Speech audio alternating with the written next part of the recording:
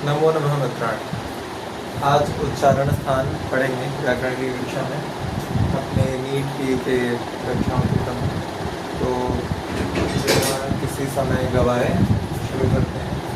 तो जैसा कि हम अपने मुख को देख सकते हैं और महसूस कर सकते हैं, कुछ भाग किए गए हैं वैयाकरणों के द्वारा। वैयाकरण मतलब जो ग्रामरियंस हैं, मतलब लिंग्विस्ट हैं संस्कृत भाषा में जो है। तो सबसे पहले देखते हैं कि ये हमारी नासिका है, ऐसा समझ में आ रहा होगा। और ये मुख्य भाग है, मुख्य कुछ भाग किए हैं, कंठ है, ठीक है। तो कंठ तो सीधे ही समझ में आ रहा होगा कि कंठ है, ठीक है। तो पहला उच्चारण स्थान में हम एक जानेंगे कि कंठ है, ठीक है। फिर उसके बाद ये जीवा, तो ये जीवा का मूल है, ठीक है। जीवा का मूल मतलब जीवा का बेस, जीवा मतलब टंग, टंग का बेस, जीवा मूल, ठीक है। फिर उसके बाद ये ओष्ठ आता है, ओष्ठ हमें बताइए, ठीक है। ओष्ठ के पीछे दंत, ठीक है। कुछ दंत से बोले जाने वाले वर्ण होंगे, ठीक है, उसके लिए दंत हो गया। फिर उसके बाद मूर्धा, ठीक है। हमारे ऊपर सॉफ्ट पैलेट, हार्ड पैलेट होते हैं तालु में, है ना। तो उसमें एक मूर्धा सॉफ्ट पैलेट समझेंगे, पीछे का भाग, थोड़ा ऊपर में पीछे का भाग, ठीक है। और तालु थोड़ा आगे का पार्ट, हार्ड पैलेट है ना, आगे की तरफ देखेंगे तो वो तालु से बोलने वाले। फिर ये नासिका, ठीक है। नासिका जो नासिका से बोले जाते हैं शब्द वैसे, है ना, जैसे माँ, ठीक है। तो बस इतने थे, ठीक है। इसके बाद और भी जो होंगे उसको बताया जाएगा, ठीक है। शुरू करते हैं। तो अभी हमने पिछली कक्षा में पढ़ा माहेश्वर सूत्र, ठीक है। उसमें सारे वर्ण आ गए। हमने पढ़ा कि अच क्या होता है, सारे स्वर अच प्रत्याहार में आते हैं। और हल प्रत्याहार क्या होता है, हल प्रत्याहार में सारे व्यंजन वर्ण आते हैं। और बचा आपका अल, है ना, अल प्रत्याहार में सारे वर्ण आते हैं। तो इस तरह ये कुछ प्रत्याहार हमने सीखे। प्रत्याहार बनाना भी सीखा था, उसके लिए कई सारे सूत्र थे। तो एक सूत्र था उसमें अंदर सबसे महत्वपूर्ण जो था कि आदि और अंत के साथ खुद का बोध कराता है जो वर्ण, उससे प्रत्याहार बनता है। मतलब प्रत्याहार में अगर अच कहा गया तो आ से चा पर्यंत हम लोग आएंगे। चा से पहले तक जितने वर्ण होंगे उनको हम लिखेंगे, और जितने भी हलंत वाले हैं उनको हम एक इत संज्ञक मान के, यानी कि उनको लोप, यानी कि वो नहीं है ऐसा मान के, एब्सेंट है, गायब है ऐसा मान के, जो केवल वर्ण है उनको लिखेंगे। ऐसा हमने पिछली कक्षा में सीखा था, है ना। तो प्रत्याहार है। अब आगे के सूत्रों को देखेंगे। जो ये सूत्र जो होंगे वो मुख्य रूप से वर्णों के उच्चारण स्थान के लिए काम आएंगे, ठीक है। तो सबसे पहला हमारा सूत्र है उकालो अध्रस्य दीर्घ, ठीक है। तो अच्छा, ठीक है। इसको पढ़ने में जो संस्कृत जगत के लिए नए छात्र हैं उनके लिए मैं बता दूं, संस्कृत पढ़ना आना चाहिए, ठीक है। मिनिमम आपको जो भी इसका अर्थ हिंदी में लगे, और संस्कृत भी पढ़ना आना चाहिए। संस्कृत के पढ़ने के लिए कुछ सामान्य नियम होंगे, साथ में लेके चलेंगे, उसको आप अवश्य सीखिएगा। और मेरे कहने का ये मतलब है कि आप पढ़ें, और भले ही आपको अर्थ ना आए, आप हिंदी में अवश्य अर्थ देखते चलें, और संस्कृत भी पढ़ते चलें। क्योंकि संस्कृत जैसे जैसे आपकी जीवा पे आती रहेगी, वैसे वैसे इसके व्याकरण भाग को, या फिर आपके साहित्य भाग को, या फिर जो भी श्लोक भाग है, श्लोक समझदाय अन्वय, कोई भी चीज़ होगी उसमें सहायता मिलेगी, तो उसको भी पढ़ते चलें। जैसे इस सूत्र में लिखा है ये जरा जा जरा, ये आ है, ठीक है, ये आ है। एक तरह इसको आ मानेंगे, ठीक है। इसको आ बोला जाता है, नहीं बोला जाता है, तो वैसे तो इसका आ नहीं बोलना चाहिए, पर फिर भी जब ये आएगा तो हम आ समझेंगे, इतना समझ लेते हैं, ठीक है। और ये संधि के समय ही आएगा, और संधि के समय इसको समझेंगे, ये आ की जगह आ जाता है कैसे, और कुल मिला के ये आ है तो समझेंगे। ये जा और आधा जा है तो झा से जुड़ा हुआ है, झा के नीचे रा लगा है, ठीक है। तो ये ऊपर वाला रा है। एक और प्रकार का रा हम लोग ने पढ़ा ही है ना, जो प्रा इस तरह लगता है, या क्रा इस तरह लगता है, जैसे प्रशंसा या चक्र, है ना। ये क्रा नीचे, ये रा नीचे लगता है, ठीक है। तो इस तरह तीन रा भी हमने समझ लिए है ना। एक जो नीचे लगता है, बहुत छोटी कक्षाओं के व्याकरण पुस्तकों में, हिंदी की पुस्तकों में भी ऐसा होता है, ये रा नीचे लगेगा, है ना। अगर इसका विग्रह भी करना देख लें तो हम लोग ऐसे होगा ता, ता हल। हल के बारे में मैंने बताया था, हल लगने का मतलब होता है एक भी मात्रा नहीं है, छोटा आ की मात्रा भी नहीं है, ये केवल शुद्ध व्यंजन है, इसको ट ऐसे पढ़ेंगे ना, बिना आ के नहीं। तो ये टा और प्लस रा, रा पूरा मान सकते हैं या फिर मान सकते हैं रा में भी आ नहीं है तो हमें अलग से आ लिखना पड़ेगा छोटा, ठीक है। रा, रा मतलब टा और रा, ठीक है। फिर उसके बाद ऊपर जो लगता है रा उसको देख लेते हैं, जैसे आपका हो गया, जैसे दीर्घ में ही है, घा के ऊपर रा लगा हुआ है, तो ये रा क्या है, ये रा आपका है, पहले रा पढ़ा जाएगा, ठीक है, जो कि बिना किसी स्वर के है। फिर उसके बाद घा है, ठीक है। इसको पढ़ने में भी कई बार गलती हो जाती है, हम घरा ऐसे पढ़ना चाहिए, ये नहीं पढ़ा जाएगा, इसको हमेशा रा घा पढ़ते हैं, यानी पहले रा पढ़ा जाएगा फिर घा, है ना। और जैसे यहाँ दीर्घ है ना, तो सामान्य पढ़ने में आ जा रहा है। फिर उसके बाद ये तो देख ही लिया, प्रा, ठीक है। प्रा का क्या मतलब है, ये भी आपका बाद में पढ़ा जाएगा। तो पा, हलन, धन, दा, हलंत और आ। इस घा में मैंने आ नहीं अलग किया तो अलग भी कर सकते हैं।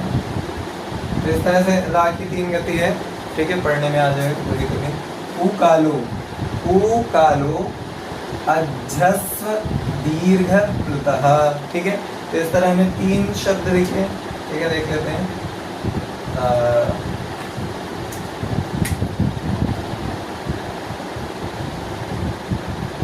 ह्रस्व दीर्घ प्लुतः, ठीक है, यानी कि ह्रस्व दीर्घ प्लुत, ठीक है, संधि से वो झा बनता है, तो ह्रस्व दीर्घ प्लुत।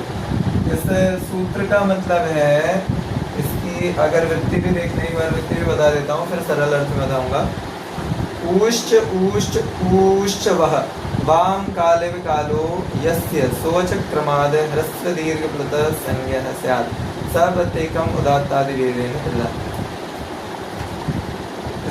इसका सामान्य अर्थ ये है कि जैसे ऊ का काल होता है वो एक छोटा ऊ, फिर उसके बाद ऊ, बड़ा ऊ, और संस्कृत में तीसरा भी ऊ होता है, ऊ, है ना, और बड़ा, उसको प्लुत देते हैं। जैसे ये ऊ है, ऊ लिखा है, हमारे पाणिनि जी ने, पाणिनि भगवान ने ये ऊ शब्द का जो है एक एग्जाम्पल कह सकते हैं दिया है, पर इसकी जगह कोई भी शब्द हो सकते हैं, जैसे आ, है ना। तो ऊ कई लोग कहते हैं इसलिए भी दिया क्योंकि जैसे कौवे की बांग होती है ना, कुकड़ो कु, तो फिर वो बड़ा ऊ एक आता है, दीर्घ ऊ, तो उसको ही प्लुत वाले ऊ, यानी तीसरे भाग जो ह्रस्व दीर्घ प्लुत, यानी छोटा ऊ, बड़ा ऊ और सबसे बड़ा ऊ, इस तरह उन्होंने बताया है ना। तो इस तरह ह्रस्व दीर्घ प्लुत, ये सूत्र कह रहा है ह्रस्व दीर्घ प्लुत ऐसा होता है। वृत्ति में एक चीज और देखी थी कि उदात्त आदि वेदेन प्लुतः, तो उदात्त, अनुदात्त और सरित भेद भी होते हैं, उसको अभी समझेंगे। पहले अभी ह्रस्व दीर्घ और प्लुत कितने को समझते हैं। तो क्या क्या लिखा है आपका, ह्रस्व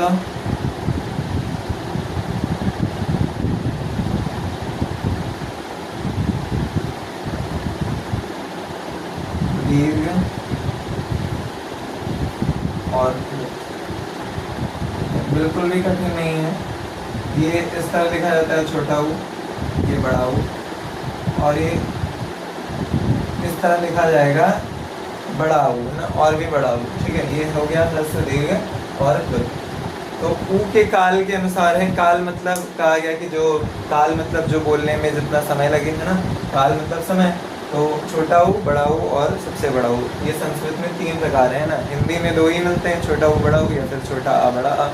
संस्कृत में 3 मिलते हैं, इतना हमें बस जानना है, इतना ही अर्थ था। उकालो अजरस्व दीर्घ प्लुत, यानी कि सबसे पहला विभाजन जो व्याकरणों ने किया स्वरों का, वो है ह्रस्व दीर्घ और प्लुत, ठीक है। इसके बाद हम जानेंगे उदात्त, अनुदात्त और सरित। जैसा कि वृत्ति में कहा था, स प्रत्येकम उदात्तादि वेदेन प्लुतः, यानी कि वो जो ह्रस्व दीर्घ और प्लुत हैं, इनके और भेद होंगे उदात्त, अनुदात्त और सरित में, ठीक है।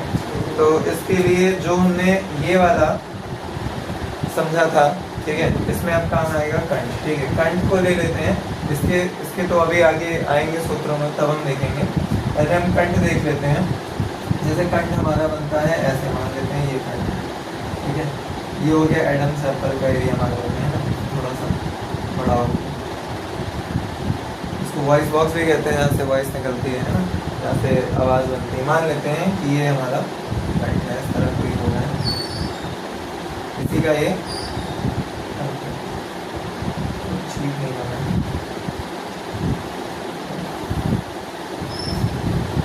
ये कंठ है। तो इसके वैयाकरण ने किए 3 भाग, ठीक है। एक ऊपर का, एक मध्य का और एक सबसे नीचे, ठीक। मतलब उच्च, निच और समाहार मतलब हो गया मध्य का, ठीक है, यानी कि दोनों, जिसमें दोनों। तो कंठ के ऊपरी भाग से जब प्रयत्न किया जाता है उसे कहते हैं उदात्त, ठीक है, लिख लेते हैं उदात्त।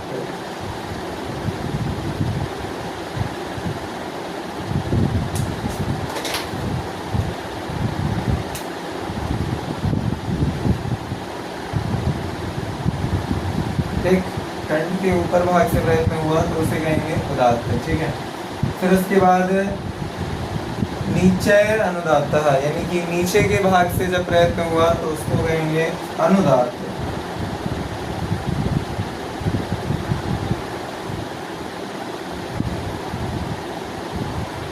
ठीक है। और समाहार सरता मतलब जब समाहार यानी उन दोनों के दोनों से बराबर, मतलब ऊपरी भाग से नीचे भाग से बराबर प्रयत्न हुआ तो उसे कहेंगे समाहार।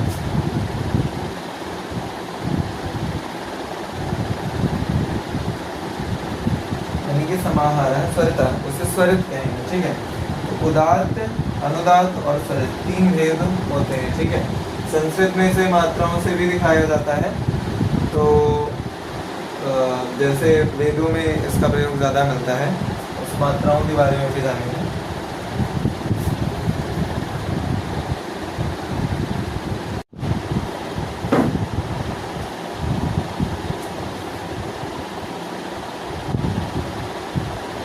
ठीक है, तो वो कोई विशेष ऐसा नहीं है। उदात्त, अनुदात्त और स्वरित के चिन्ह हमें वेदों में मिल ही जाते हैं। जैसे कोई भी वर्ण ले लें, जैसे या,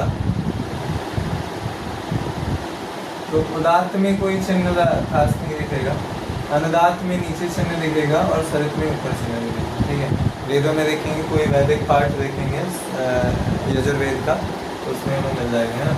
उदात्त, अनुदात्त और स्वरित हमने समझ लिया, यानी कि कंठ के भाग किए गए, पूरा कंठ है, कंठ के भाग किए गए, ऊपरी भाग से है तो उदात्त, निचले भाग से, निचले भाग से तो अनुदात्त, और मध्य भाग से प्रयत्न है बोलने का तो उससे स्वरित कहेंगे, है ना। जैसे अग्नि नीले पुरोहित, इस तरह जो वैदिक वाक्य हैं उनको कंठ के भी ऊपर नीचे से बोला जाता है। उसके लिए जो है हस्त संचालन आदि भी होता है, वो हम जानते ही हैं। तो बस ये दूसरा प्रकार हो गया उदात्त, अनुदात्त और स्वरित, ठीक है। तो हम देख सकते हैं कि अभी ये ह्रस्व, दीर्घ और प्लुत है ना, ह्रस्व, दीर्घ और प्लुत। अब इसके भी भाग हुए उदात्त, अनुदात्त और स्वरित, यानी हर एक ह्रस्व का भाग हो गया ह्रस्व, उदात्त, यानी कि उदात्त ह्रस्व ऐसे भी कह सकते हैं, उदात्त ह्रस्व, अनुदात्त ह्रस्व और स्वरित ह्रस्व, यानी कि और इस तरह दीर्घ में भी 3 हो जाएंगे और प्लुत में भी 3 हो जाएंगे। 3 3 3, तीनों के 3 भेद फिर से हो गए, ठीक है। एक तो ह्रस्व, दीर्घ, प्लुत हुआ, तो इसके बाद प्रत्येक ह्रस्व, दीर्घ, प्लुत के उदात्त, अनुदात्त और स्वरित 3 भेद और हुए। तो इस तरह यहाँ पर 9 भेद हो गए, ठीक है। इसीलिए वृत्तिकार ने भी लिखा सनविधो अपि, है ना, प्रत्येकम अनुनासिकत्वानुनासिकत्वाभ्याम द्विधा, ठीक है। इसका मतलब हुआ कि वो ये आगे का है, मतलब लेकिन 9 भेद के आगे भी इसके भेद होंगे, है ना, अनुनासिक और अनानुनासिक, उसका बात बता रहे हैं। लेकिन 9 भेद ये हुए, उसकी बात हो रही है कि 9 भेद कैसे हुए। 9 भेद मैंने समझा दिया, ह्रस्व, दीर्घ और प्लुत, ये प्रत्येक उदात्त, अनुदात्त और स्वरित होंगे। अब इसको एक सारिका बना के भी हम समझेंगे, है ना, तो उसमें अच्छे से समझ में आएगा। फिर उसके बाद अनुनासिक और अनानुनासिक के बारे में भी सीखेंगे, है।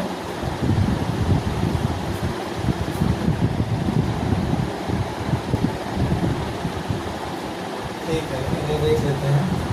तो जैसा कि हमने बताया कि अभी तक इसके 9 भेद हुए। 9 भेद कैसे? ह्रस्व, दीर्घ, प्लुत पहला वेग है ना, छोटा, बड़ा और सबसे बड़ा, ये कोई भी वर्ण है ना, जैसे आ और संस्कृत में एक और जुड़ गया आ, ठीक है, इस तरह लिखा जाएगा तीन आ, ठीक है।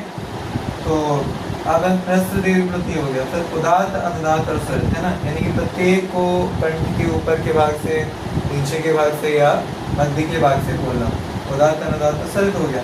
फिर अब बन जाएगा कोई भी अक्षर ले लें, जैसे आ ले लें तो आ का ह्रस्व उदात्त, ह्रस्व अनुदात्त, ह्रस्व स्वरित, तीन वेग हो गए। फिर उसके बाद दीर्घ, दीर्घ आ का दीर्घ उदात्त, दीर्घ अनुदात्त, दीर्घ स्वरित, प्लुत का प्लुत उदात्त, प्लुत अनुदात्त और प्लुत स्वरित, इस तरह तीन वेद हो गए, तीन तीन तीन, ठीक है। 9 वेद तो ऐसे ही हो गए। अब कहाँ है मुख नासिका वचनों अनुनासिका, ठीक है, इसकी वृत्ति एक बार पढ़ लेते हैं, ठीक है। इससे पहले वृत्ति आई थी समाहार स्वतः की सा नवविधो अपि प्रत्येकम अनुनासिकत्वानुनासिकत्वाभ्याम तथा, उसका मतलब ही ये था कि अनुनासिक और अनुनासिक होने से ये जो आपके 9 भेद बताए गए, ये अनुनासिक और अनुनासिक होने से फिर 18 हो जाते हैं, है ना, द्विधा यानी दुगने हो जाते हैं। तो इसीलिए अब बता रहे हैं कि अनुनासिक क्या है, कह रहे हैं मुख नासिका वचनों अनुनासिका। मुख और नासिका क्या है समझना बहुत कठिन तो है, ठीक है। ये हम देख सकते हैं नासिका है, ठीक है, और ये जितने भी भाग बताए गए हैं यहाँ तक आपके ओष्ठदंत तक और जीवा तक, ये सब आपके मुख के भाग है। बल्कि कंठ भी जो है वो भी कंठ के ध्वनि मुख से आते, तो मुख में उसको मुख के अंतर्गत मान सकते हैं, तो मुख के अंतर्गत मतलब मुख में, ठीक है। तो तालु, मूर्धा, ओष्ठ, दंत, जेवा, मूल और कंठ, ये सब हम मुख में मानेंगे। यानी मुख से बोले जाने वाले और नासिका से बोले जाने वाले, मुख नासिका वचनों अनुनासिका, वो दोनों से जो बोले जाएंगे वो अनुनासिक वर्ण कहलाएंगे। और ये सभी अनुनासिक हो सकते हैं, यानी सबको नासिका से बोला जा सकता है, सबको मुख से बोला जाता है, बोला जा सकता है। जब मुख से बोला जाएगा तो हो जाएंगे अनुनासिक, और जब जब नासिका से बोला जाएगा तो अनुनासिक हो जाएंगे, और जब मुख से बोला जाएगा तो अनुनासिक हो जाएंगे, ठीक है। तो इसकी वृत्ति भी एक बार देख लेते हैं, इसमें यही अर्थ होगा। मुख सहित नासिकयो चारिमाणो वर्णो अनुनासिक संज्ञा साथ, ठीक है। मुख के साथ नासिका से उच्चारण जब किया जाएगा, यानी मुख के साथ नाक के स्थान से, नाक के भाग से जब हम बोलेंगे, ठीक है, तो उन वर्णों की संज्ञा, यानी संज्ञा मतलब नाम, उन वर्णों का नाम क्या होगा, अनुनासिक होगा, ठीक है। और जब मुंह से केवल बोले जाएंगे, है ना, बिना नासिका के सहायता से केवल मुंह से बोले जाएंगे, तो वो अनुनासिक हो जाएंगे। अनुनासिक मतलब जो अनुनासिक नहीं, ठीक है, इतना ही आता है। तदित्थम आ ई उ री एषां वर्णानां प्रत्येकम 18 वेदा, एक बार इसको जरा देख लेते हैं। सामान्य जानकारी क्या है कि अभी तक हमने देखा कि किसी भी वर्ण के, ठीक है, 9 भेद ऐसे हो सकते हैं, ठीक है, ह्रस्व दीर्घ प्लुत उदात्त अनुदात्त और स्वरित, 9 ऐसे भेद हो सकते हैं, ठीक है। इन तीनों के मिला के 9 भेद हो सकते हैं, और फिर अनुनासिक और अनुनासिक को ले लें तो दुगने यानी कि 18 हो सकते हैं। लेकिन कुछ वर्णों के विषय में और जानकारी बताया तो उसको जान लीजिए, ठीक है। तो कह रहे हैं कि आ ई उ री एषां वर्णानां प्रत्येकम 18 वेदा। हम केवल ये जानेंगे कि आ, ई, उ और री, ठीक, इनके ही केवल 18 भेद हैं, यानी इनको इनमें ह्रस्व भाग भी है, इनमें दीर्घ प्लुत उदात्त अनुदात्त स्वरित, अनुनासिक और अनुनासिक हर तरह से बोले जा सकते हैं। इनमें कोई भेद मतलब कोई एक्सेप्शन या फिर कोई अपवाद नहीं है, ठीक है। लेकिन अब कुछ वर्णों के विषय में सुनिए। री वर्ण से 12 तस्य दीर्घाभावात्, ठीक है। एक हमने री पढ़ा था, अच को कहीं लिखने का, अच आपको याद हो तो, अच मैंने कहा था, अच मतलब स्वर। पाणिनि माहेश्वर सूत्रों के अनुसार अच यानी आयुण थोड़ा को नहीं लेंगे, इस संज्ञक है आ ई उ री री का री का होता है, का भी अंत हल वर्ण है तो उसको भी हम क्या अंत हलंत वर्ण है, इसलिए हम उसको क्या लेंगे, उसको भी का को भी हम नहीं लेंगे, संज्ञा हो जाएगी आ ई उ री री ए ओ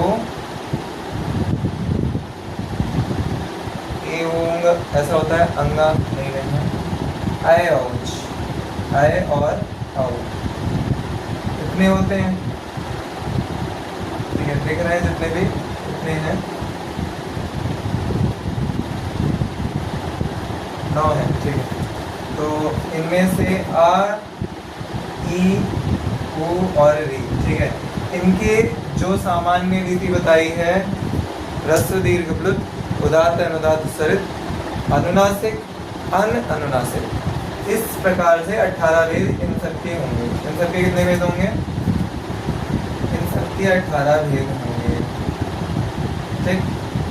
और क्या आपको बात बताया, री वर्ण से द्वादश, ये जो री वर्ण है री, ठीक है, री मैंने ठीक से नहीं बनाया, री संस्कृत में री एक स्वर होता है, इसको देखते हैं। री वर्णस्य द्वादश तस्य दीर्घा भावात्, कहने का मतलब है री वर्ण के, है ना, अब देखिए ली लिखे हैं, री वर्ण के कितने भेद होंगे? द्वादश, द्वादश मतलब 10 और 2 12 भेद होंगे। क्यों? दीर्घा भावात्, री वर्णस्य द्वादश तस्य दीर्घा भावात्, इसमें दीर्घ का अभाव होगा, यानी दीर्घ नहीं होगा, यानी दीर्घ वाले सारे भेद समाप्त हो जाएंगे। री का दीर्घ नहीं होता है, इतना समझ लेंगे, है ना, तो लुप्त होता होगा, दीर्घ नहीं है, तो यानी कि इधर से 3, ठीक है, इधर से 3 6, अब 6 का दुगना होगा, पहले 9 का दुगना हो रहा था क्योंकि ये भेद था, अब 6 का दुगना होगा, दुगना मतलब अनुनासिक, अनुनासिक के लिए दुगना करते हैं ना, तो अब 6 का दुगना होगा यानी 12, इसीलिए री के 12 भेद हैं, ठीक।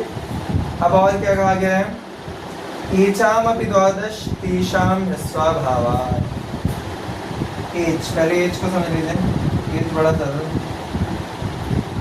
पाणिनि माहेश्वर सूत्र में ए से चा तक आइए, है ना, तो आयुण रिल्लिक एओंग आए औच, है ना, यानी ए ओ आए आओ, ठीक। ये जो वर्ण है इसमें क्या होगा? इसके एचाम अपि द्वादश, है ना, अपि को समझते हैं क्या? अपि एक अव्यय है, इसका मतलब होता है भी, है ना, और भी अव्यय पढ़ेंगे, अव्यय भी हमारे सिलेबस में है। एचाम अपि द्वादश तेषाम ह्रस्वाभावात्, सामान्य अर्थ क्या है? एच जो प्रत्याहार है, इसमें जितने वर्ण आ रहे हैं इसके भी द्वादश भेद ही होंगे। क्यों द्वादश भेद ही क्यों होंगे? क्योंकि इसमें तेषाम ह्रस्वाभावात्, इसमें ह्रस्व का अभाव है, ह्रस्वाभावात्, ह्रस्व अभावात्, अभाव मतलब क्या है कि ह्रस्व नहीं है, ठीक है, जैसा कि दीर्घ नहीं था तो अब इसमें ह्रस्व नहीं होगा, किसमें? इन सब में, ए ओ आई ओ, ठीक है, इसका ह्रस्व नहीं होता है, भी कट जाएगा, यानी कि ये होगा और ये होगा, ठीक है, इसके 3 इसके 3 दीर्घ और वृत्त के, इन सब के लिए इन दोनों के 3 होंगे तो 6 हो जाएंगे, फिर इन 6 के ही दुगने होंगे, ठीक है, तो फिर ये 12 हो जाएंगे, यानी कि इसके पूरे भेद कट गए, है ना, इन 3 के, ये 3 प्लस इसका दुगना जो होता था अनुदात अनुदात, है ना, यानी कि 6 भेद घट गए, यानी इसमें भी 6 भेद घट रहे हैं एच में, क्योंकि इसमें ह्रस्व नहीं है तो ह्रस्व के सारे 6 भेद घट गए, और ये री, इसमें दीर्घ नहीं है तो इसमें दीर्घ के सारे 6 भेद घट गए, ह्रस्व दीर्घ प्लुत उदात्त अनुदात्त स्वरित और अनुनासिक अननुनासिक को मिला के 6 भेद कट गए और बचे 12। इन दोनों में 12 भेद होते हैं। आ ई उ री, इसमें 18 भेद होते हैं। PDF आपको मिल जाएगा। तो उसमें ये जो सूत्र है आपका मुक्त नासिकावचनों अनुनास का, इसकी इतनी वृत्ति याद कर लीजिएगा, ठीक है, याद कर लीजिएगा या फिर ये याद कर लीजिएगा, है ना, कि इसमें कितने वर्ण होते हैं। मैं तो कहूँगा वृत्ति आप बार बार पढ़ के याद करें, उससे आपको ज़्यादातर मतलब ज़्यादा समय तक याद रहेगा ना। वृत्ति ऐसी है, आ ई उ री येषाम वर्णानां प्रत्येकम 18 वेदा, ठीक है, ये भी पढ़ने लायक है। मुख सहित नासिकयोच्चार्यमाणो वर्णो अनुनासिक संज्ञा साथ, मुख के साथ नासिका से उच्चारित वर्णों को अनुनासिक संज्ञक, संज्ञक मतलब अनुनासिक नाम से कहा जाएगा।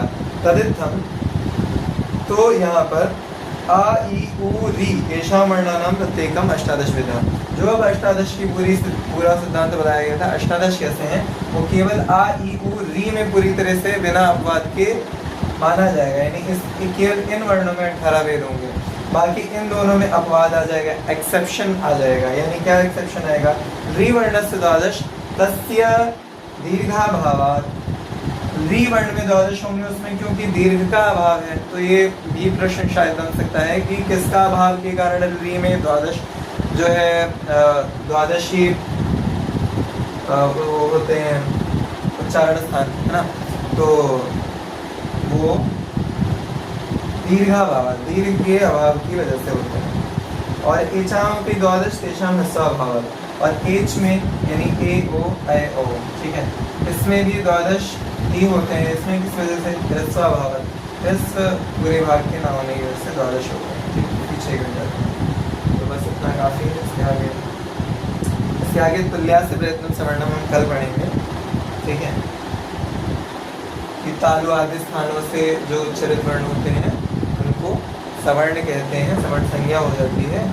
और उसके बाद अको विसर्जनीय नाम, कंठाय चुविशा नाम, तालु आदि पूरे हम लिख के पढ़ेंगे कि वो उनके उच्चारण स्थान क्या क्या है। कुछ आभ्यंतर प्रयत्न होते हैं, कुछ बाह्य प्रयत्न होते हैं। तो आभ्यंतर तो आपको ऐसे ही कंठस्थ कर लेने हैं, नासिका मूर्धा ओष्ठ तालु जीवा मूल पद्मानी, ये सब क्या है इसको समझाया जाएगा। और फिर उसके बाद हम पढ़ेंगे बाह्य प्रयत्न क्या होते हैं। बाह्य प्रयत्न थोड़े अधिक होते हैं पर उनको भी हम समझा जाएगा। लेकिन मैं आपसे फिर बार बार यही कहूँगा कि यदि आपके पास अभी समय है परीक्षा तक और संस्कृत जगत में प्रवेश किया है, आपके में संस्कृत से तो भाग सकते नहीं हैं, तो संस्कृत के अनुवाद भी हैं, संस्कृत के वाक्य रचना आनी चाहिए, संस्कृत के ही सारे ग्रंथ पढ़ने हैं, श्लोक आदि आगे पढ़ने होंगे, वो भी संस्कृत में पढ़ने हैं। क्यों ना संस्कृत को बेहतर तरीके से जाना जाए, इसके लिए सबसे ज़रूरी है कि बोला जाए बार बार संस्कृत को। एक पंक्ति है संस्कृत में, शतमावर्तितो ग्रंथः स्वयमेव प्रकाशयेत्, यानी अगर 100 बार किसी भी ग्रंथ को पढ़ लो, चाहे वो संस्कृत भाषा में हो, जर्मन, इंग्लिश, ऐसा मतलब एक गर्भोक्ति है कि अगर 100 बार पढ़ लो तो वो स्वयं प्रकाशित हो जाता है, उसका अर्थ स्वयं आ जाएगा, किसी को समझाने की ज़रूरत नहीं पड़ेगी। तो 100 बार पढ़ने से आता है नहीं आता है ये तो नहीं कह सकते हैं, पर इतना ज़रूर कह सकते हैं कि आप नित्य यदि सुबह पारायण करेंगे, पारायण मतलब ग्रंथ की जो मूल है, मूल संस्कृत, उसको पढ़ना, तो यदि आप उसको मूल पढ़ेंगे तो उसको बोलना आपके लिए सरल हो जाएगा, फिर आगे का समझना और सरल हो जाएगा।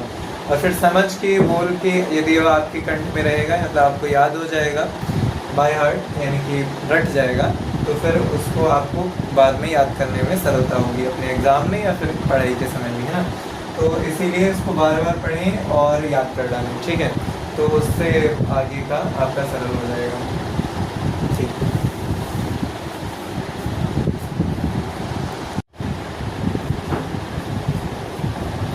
एक छोटी सी बात और जान लेनी है कि जैसा कि मैंने कहा कि आपके सारे स्वरों के भेद में 18 भेद तो बताए गए कि हो सकते हैं, ठीक है। किसके किसके 18 भेद हैं? आ, ई, उ और री के 18 भेद है। इसका मतलब है कि आ के 18 भेद हो सकते हैं, ई के भी 18 हो सकते हैं, उ के भी 18 हो सकते हैं और री के भी 18 हो सकते हैं, ठीक है, ऐसा मतलब है। उसी तरह री के 12 ही होते हैं, क्योंकि इसमें क्या होता है, दीर्घाभावात होता है, इसको दीर्घ नहीं माना जाता है, इसलिए इसके 6 भेद घट जाते हैं। तो इसमें 12 हैं। और एच में यानी ए ओ ए ओ, इसमें भी 12 हैं। ए ओ ए ओ का मतलब है ए में 12 भेद, ओ में 12 भेद, औ में 12 भेद ना, ए में भी 12 भेद, सबके 12 भेद होंगे एक एक में, है ना। ऐसा नहीं कि इन सबका 12, ऐसे वो कन्फ्यूजन हो इससे बता दिया, सबके अलग अलग पृथक पृथक अलग अलग 12 भेद होंगे, इसमें 18 भेद होंगे, है ना। तो कैसे होंगे, तो इसमें क्या होता है, इसमें ह्रस्वाभावात होता है, ह्रस्व नहीं होता है। अच्छा, एक और बहुत अच्छी जानकारी ए ओ ए ओ के बारे में सुन लीजिए। जैसे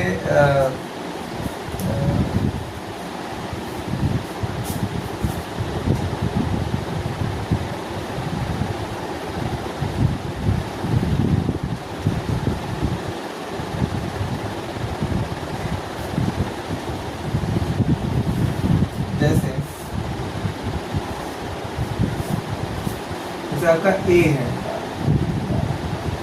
इसमें कहा गया कि ह्रस्वाभावात है, ह्रस्व नहीं होता है, यानी छोटा नहीं होता है। क्यों?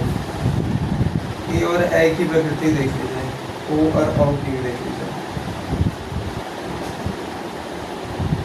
इसी से समझ में आ जाएगा कि इसका ह्रस्व क्यों नहीं होता है। ठीक है, तो ए को देखिए, ए को कहते हैं ये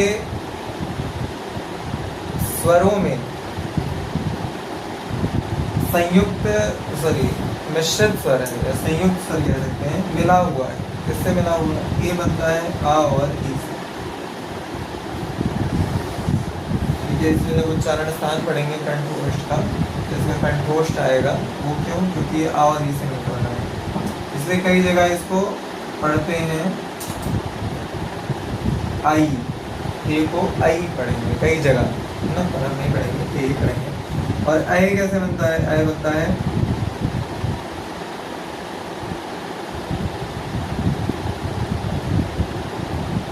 आ और ई से बनता है, आई। ओ कैसे बनता है? आ और ऊ से बनता है।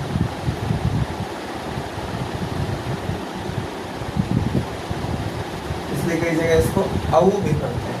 और औ आ और बड़ा ऊ से औ, औ बोलते हैं, औ। पर कई जगह औ भी बोलेंगे। और क्यों? उसका कारण ये होता है क्योंकि ये मिश्रित स्वर होते हैं, जैसे संयुक्त व्यंजन होते हैं। कौन कौन से? क्ष, त्र, या एक श्रा भी होता है। शा किससे किससे मिलकर बना होता है? का और ये षटकोण वाले शा से। त्रा किससे बना होता है? ता और रा से। या किससे बना होता है? जा और या से। ज्या, इसलिए इसको ज्या भी कई जगह कहते हैं। शा किससे बना होता है? शा से और रा से। शा, ठीक है। और कोई तो नहीं होता है।